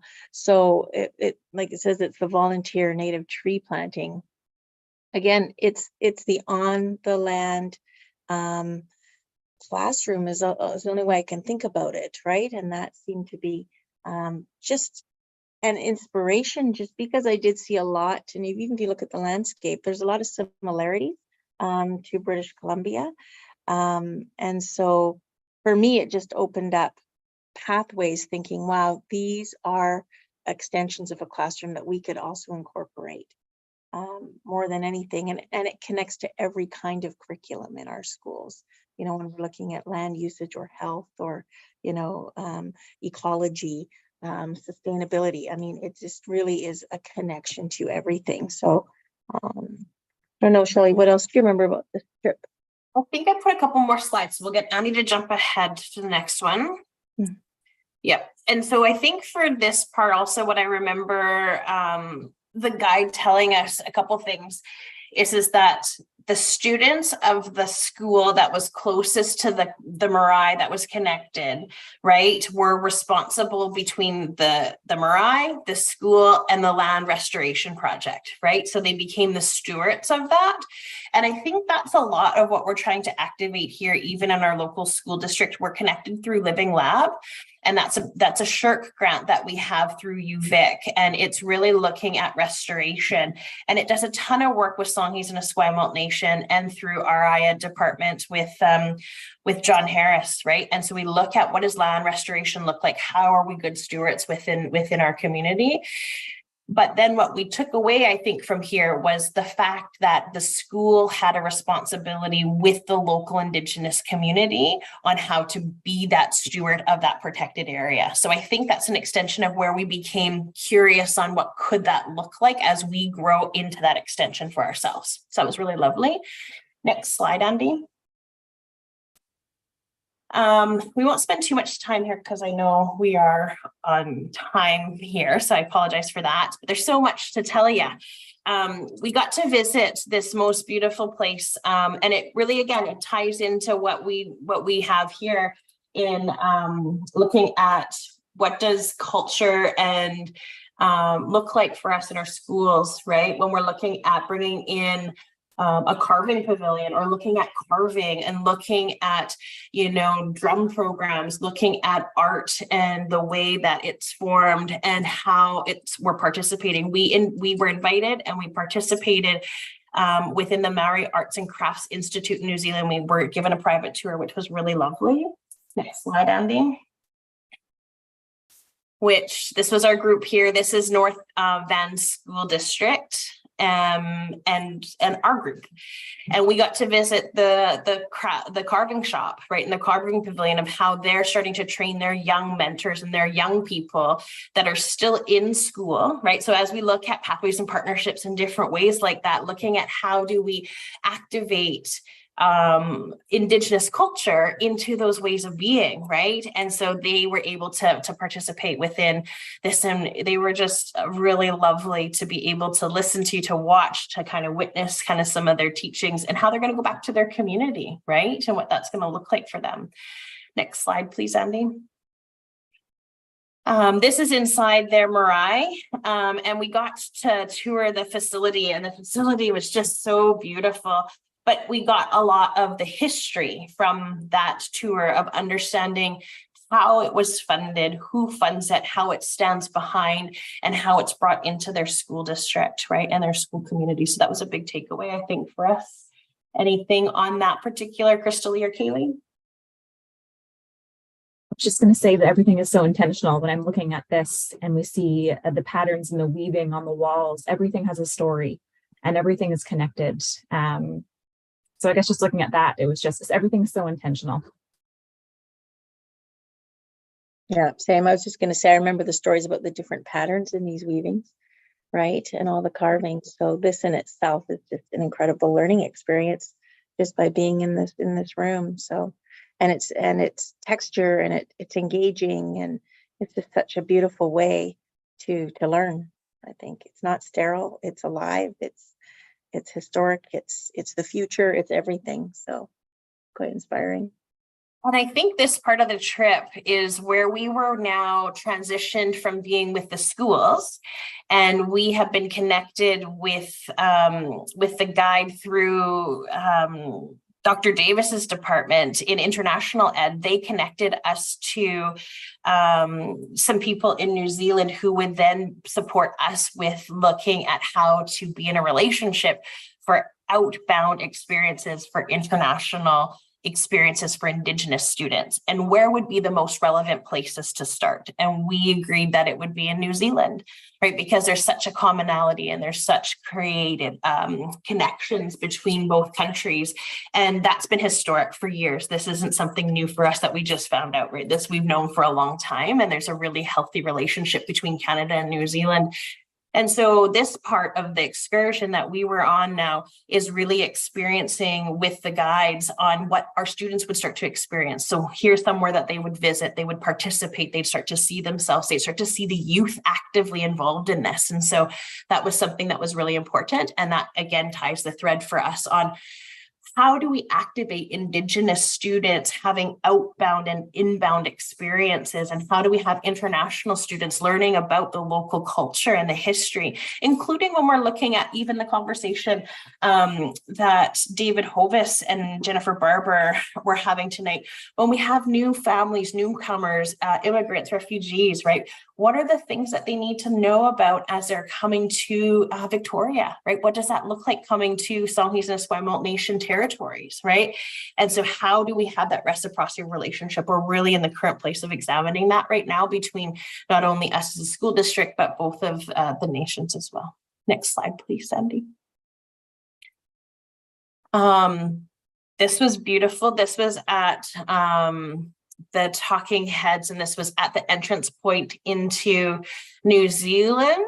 And we were treated like Fanu. We were treated like family. This was we walked the path with them to be able to understand their creation story. And this is the entrance to that. And this is about Kupe. And Kupe is behind these people that you'll see here on the left. And that is their relative that who came and found and discovered New Zealand, right? And what that looked like. So listening to their creation story, right, of what makes them Maori people and who they are, and then welcoming us as Canadian relatives into the space, cooking for us, taking us on this tour, telling us about the timeline of the imagery that you see above them, and then wishing us well on our journey and inviting us back as family, right? And so that was just really lovely to just again experience. And I think it talks to how we we celebrate through story, and we sing, we drum here in Canada, in our communities here, we're drumming, right? We feed you, right? And we experience very similarities, but it felt really, really good, right? And so we took away that, and we want our children to experience that when they go to other places and feel that they can. So next slide, please, Andy. And so I think I will leave and open it up for Kaylee or Christy or questions, but again, this part, this is the part for me that I think, you know, everywhere we looked, you've seen Indigenous children and they were displayed as proud and confident learners. They were proud.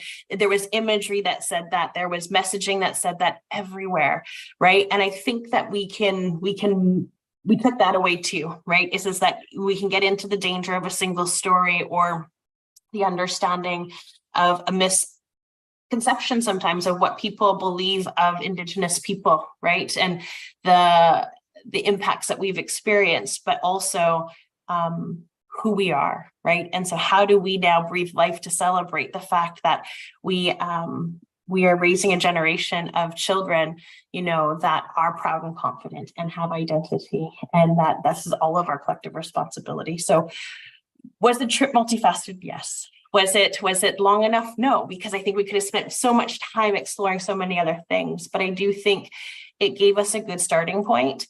And I'm really proud of us as a school district because it is inspiring to bring it back here for us to be able to breathe life, right? We have relationships now. We have kinship ties there in an extended way. So I'm proud of the experience.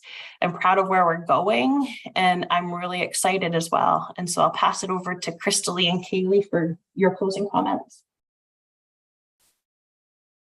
Yeah, I just see it. Of course, there's so many more images and things that we experienced, right? And it was in the context of thinking about our students going over there on some sort of exchange, right? And of course, students coming here. And it's just very exciting, just sort of like, again, on the land experiences are just amazing. And what I found inspiring as well is that a lot of the tours and things that we took the tour guides were Maori youth, like young people.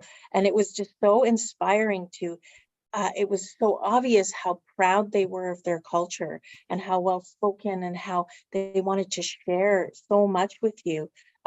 From their perspective. And it just kind of gave me goosebumps as sort of images sort of came to me around the potential for our youth to be able to also one day, you know, be sharing their experiences and their culture and their teachings in a way where they feel confident and proud, and that we're seeing a lot of our youth beginning to do that in the emerging stages. But in New Zealand, you can see in some cases, they're a little bit further along. So it was, you know, it was kind of like maybe a flash forward to some things that we could have in relationship and just how we're presenting even our language and culture and experiences. I think there's a really effective way to do it. And what it was engaging. Like none of it was sterile. None of it was like within four walls. I don't know. I can only describe it as sort of multifaceted and like Kaylee had mentioned, woven through everything. So it's a different feel. It's not just pulled out, you know, now we're going to have this part of language, and now we're going to have a cultural performance. It was more than that. It was deeply woven into everything that was done, and very intentional and very natural and embraced. And so it was inspirational in that way. And that's where I hope that we can be in the future. Right? Because I think it's just nurtures the student, it nurtures families, it nurtures the environment. It's just creates this wonderful cradle in a sense of language and culture and a way of being in the world. So it was excellent to be around it and actually experience it. So that's what I took away from it. And I think that there's a wonderful potential for future for our students to go over there and also make some connections. The Maori people are absolutely wonderful and so welcoming, and so also equally interested in our culture and language. So we do look forward to creating some sort of future where we can do that exchange and involve the district, right, in that, so that I think we can do this together. And I think it would be an amazing experience for everybody. And that includes students and also educators. So yeah, inspirational. So thank you. Thank you, Crystal. Kaylee. I know we're tight on time, so I won't take up too much. But I think all in all, it really just was this really hopeful, grounding experience. Like I said, it's really easy to get lost in all the work that's to be done. But this really, it was a way for us to look at what is possible, what we can do together to affect the lives of Indigenous children within our system. We can't do it together, and everything is foundational on relationships. And we saw that in every single school we went to. We saw it at the conference. Nothing happened until there was connection, until I know you, you know me, we're all comfortable, we can work together, and then business arises after. And I think so often in this work, we're so quick because there's so much work to do to get to the end result. And I think for us, it was this really beautiful lesson of just like slowing down, connecting, and as a team, as one, as a family, we can do this amazing work. It might take us 10, 15 years, but we can do it if we're all committed to it and we're all willing to push through that discomfort to get to this beautiful place that we're witnessing on the other side of the world. So very grateful to Shelley and to the district for allowing us this experience individually and collectively, and as a school and a nation family. It truly was a life-changing experience, I think, for all of us to be able to attend, and certainly infused a lot of inspiration into the work to be done. Thanks, Kaylee. And I think the last thing that I would say is that it's easy that as an education system, I could have easily gone over and I could have presented and I could have come back. And then I could have shared the experience of that. But that's not the relational accountability that we want to have with community, right? It's about bringing community to be able to do that with us, beside us, not us doing that to them. And so I think that's the way that I'm incredibly proud of all of us as a school district in that intentional way that we're moving, right? Because that is the relational, the right way to be in a relationship, right? And so I think that's what's made me most proud of us as a district. And I'll leave it there, and I'll pass it back over to Chairman Moby. Thank you so much for that awesome presentation, Dr. Nimi, and thank you so much, Crystal Lee and Kaylee, for presenting as well. I'm wondering if you would like to take questions for a moment. Yep, if you're fine with that, I think would be fine. All right, Trustee Bayo, you have the floor. Hi, I mostly just wanted to say thank you so much for, that wonderful presentation. I remember when I finished high school, I went on a trip that had mostly Canadians and New Zealanders, and the kind of disparity between the Canadian, 17-year-olds understanding of Indigenous peoples of Canada and their experience with Indigenous history, Indigenous education was so different than people of the same age. And I felt very lucky at the time because I was lucky enough to go to a school that had a language program before the new curriculum, but it was for the Canadian kids, it was very determined by who their educators had been, whereas the New Zealand kids all had these wealths of knowledge and understanding. And as an educator, your presentation was incredibly inspiring. Looking at those classrooms, I saw so many things that just, I'd love to see reflected. And sometimes I do see some of those types of projects reflected in schools that I visit. And it's so great to see how much it's changed even just in my education lifetime.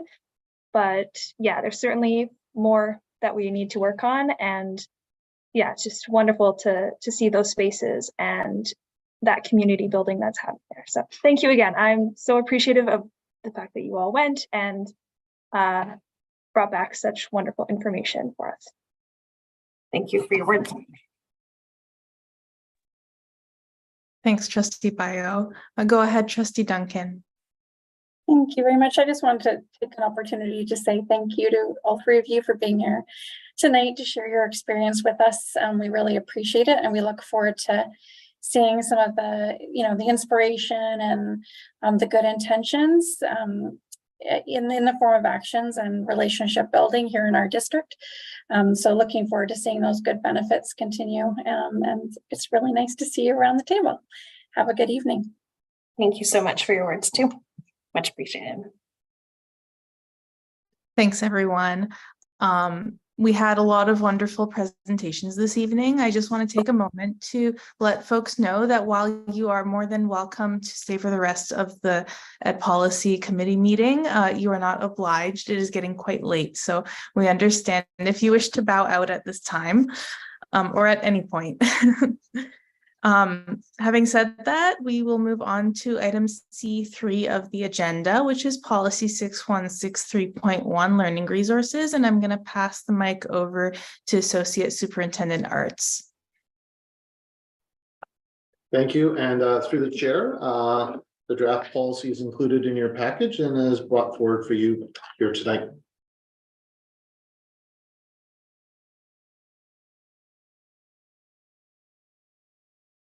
Thank you very much, Associate Superintendent Arts. Go ahead, Trustee Duncan.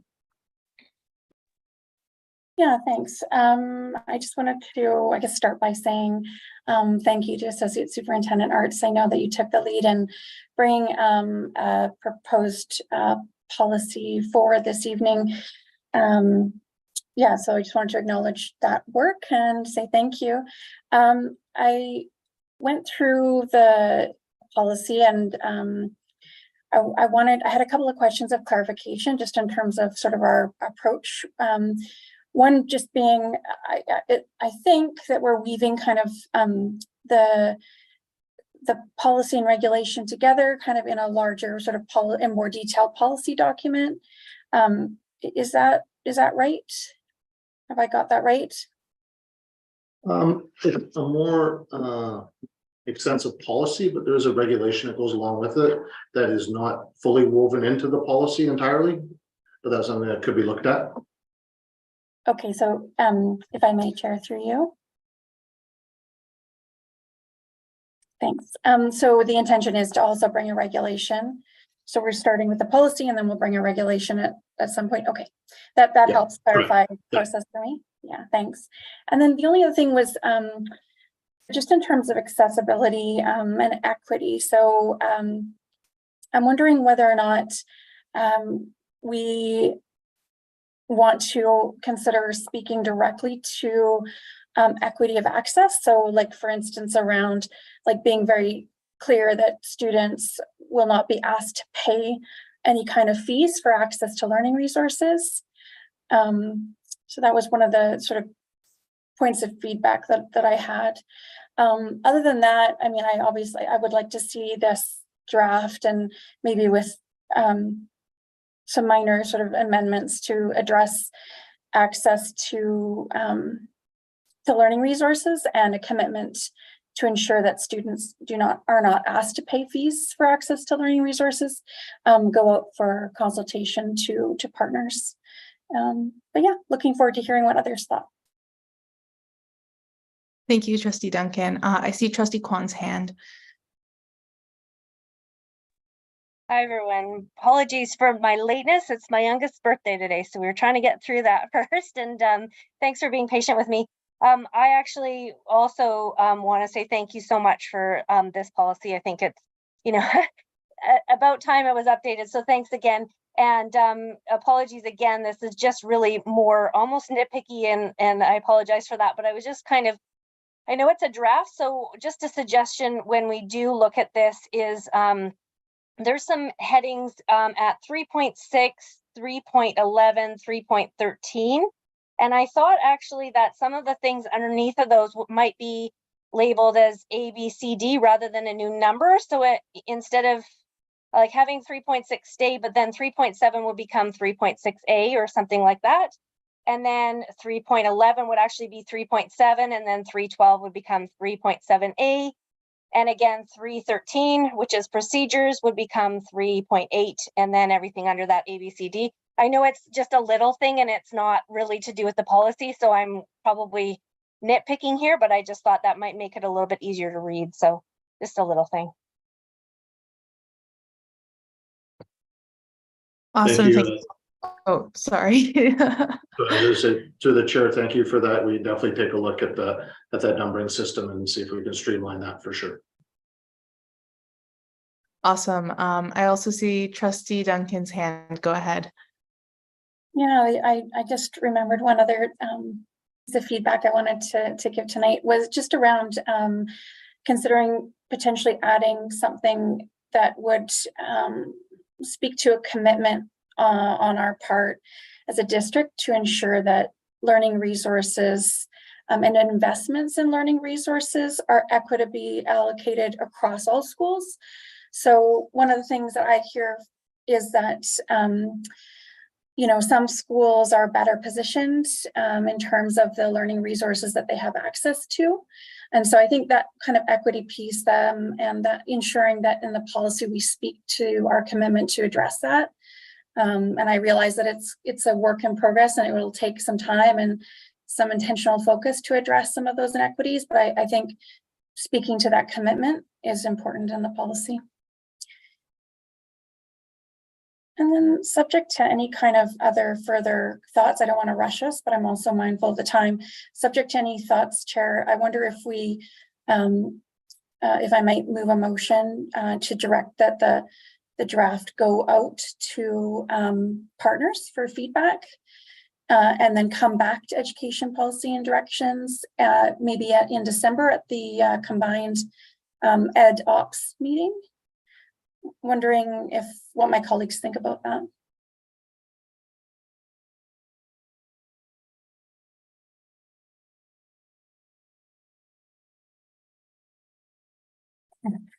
So should I move that?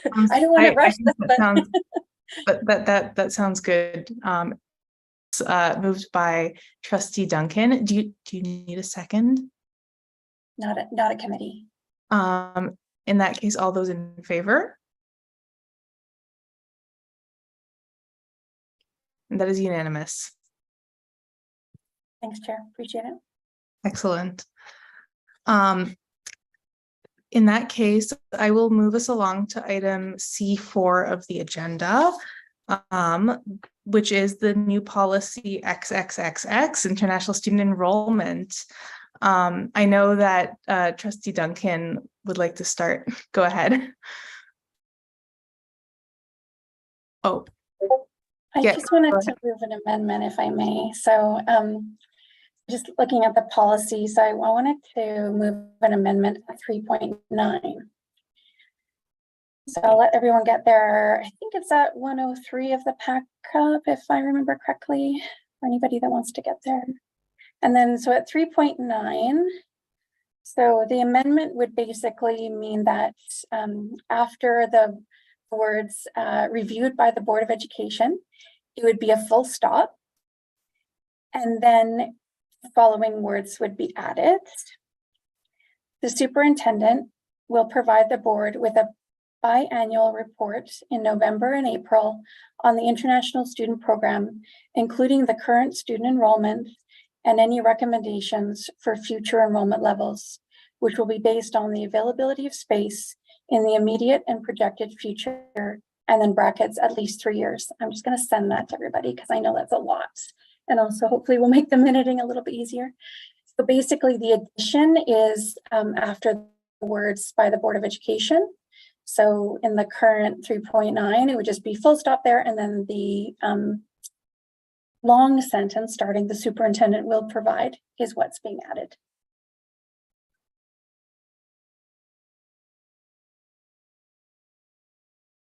I'll open up the floor to discussion. If there's any comments or questions. Hearing none, all those in favor? And that's unanimous. Go ahead, Trustee Duncan. So that was the only amendment that I wanted to bring forward. So subject to any other amendments that colleagues might want to move, then if we're ready, then I'd like to move an amendment, or sorry, a motion to, let me just get the wording for you so that it's in the chat and again, easier from the minuting perspective. So my suggestion then is to move the, so let me just get the actual motion. that the Board of Education of SD61 Greater Victoria approve the international student enrollment policy as amended.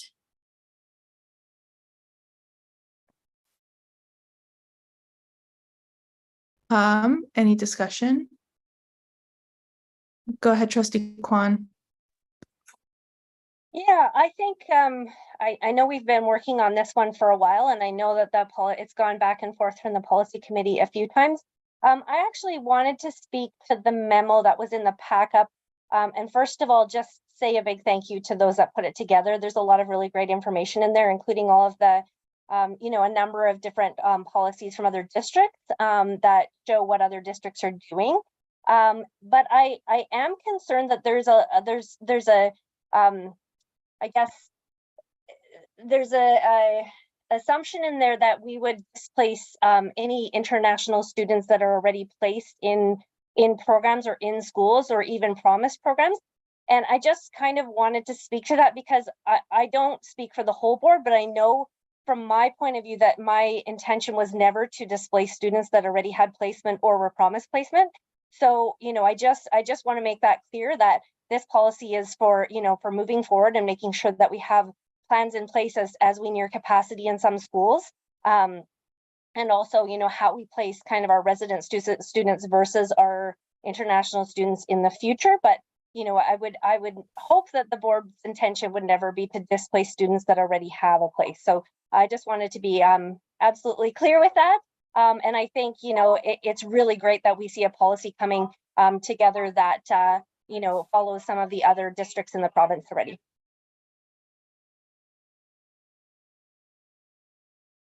Thank you, Trustee Kwan. Go ahead, Trustee Duncan.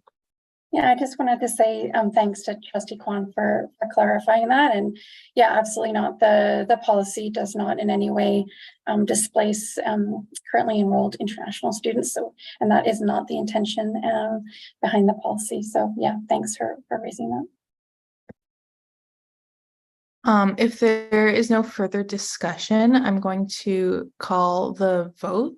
All those in favor of the motion.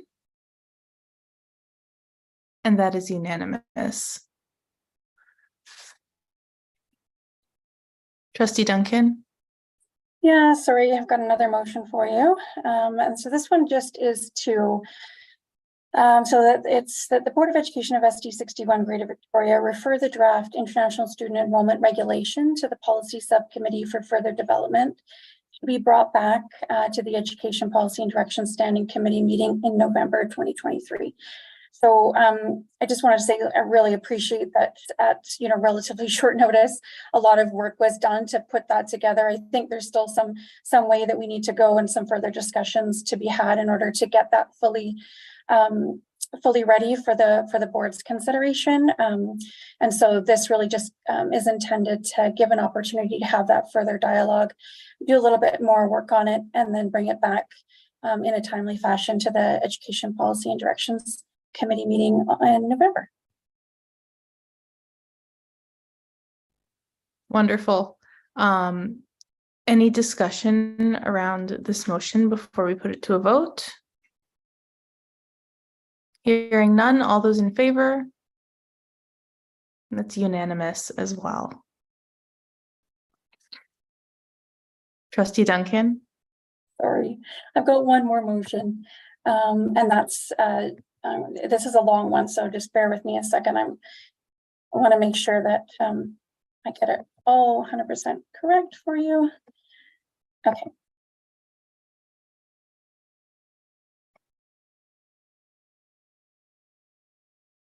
I'm going to put it in the chat because it is long.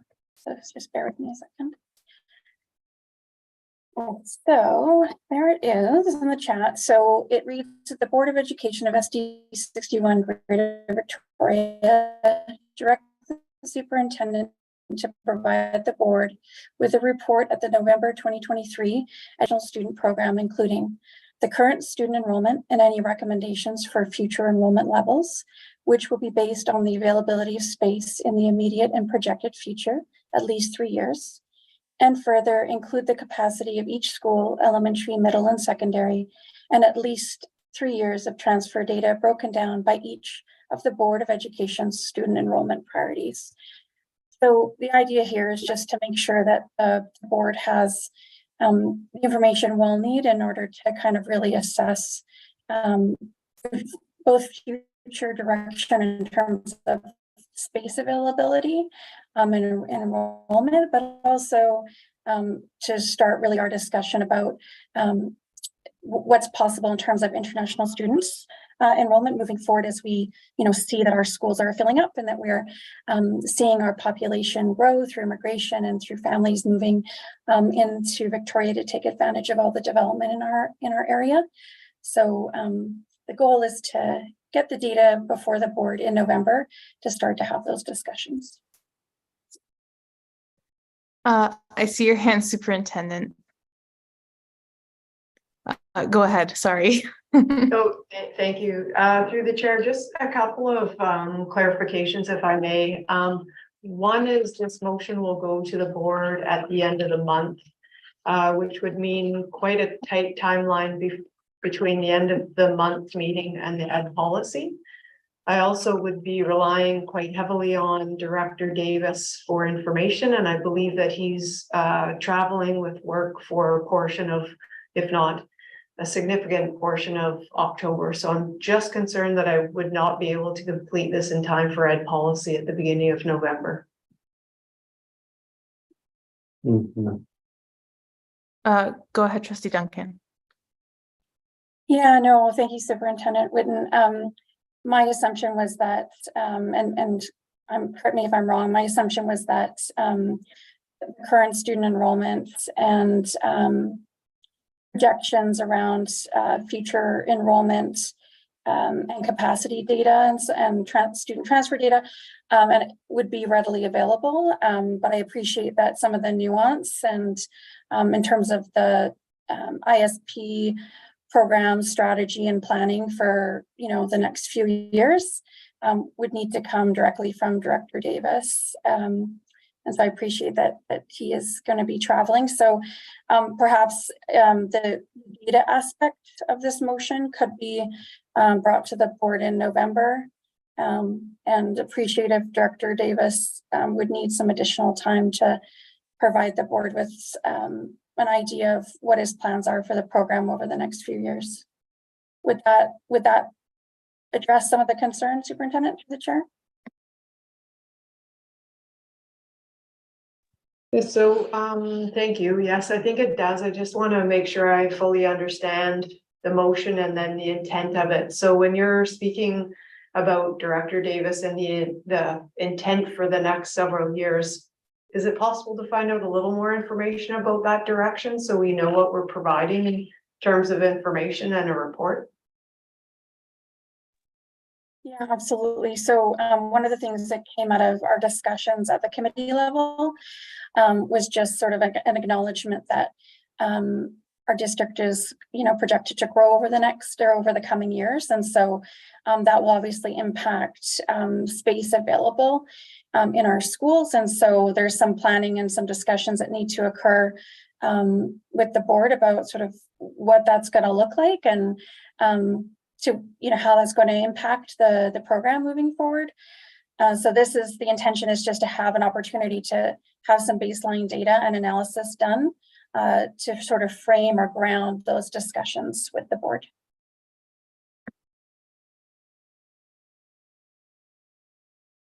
Go ahead, Superintendent.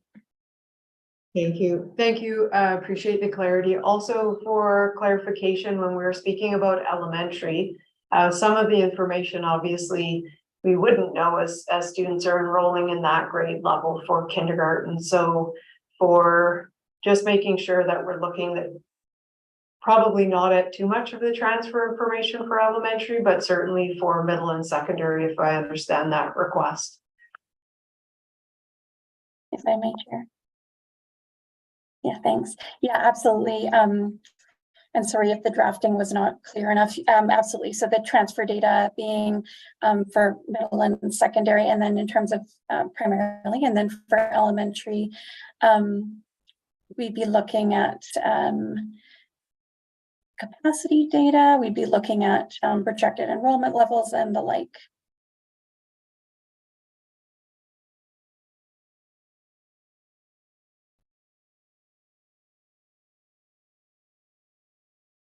All right, I'm not seeing any further hands or questions.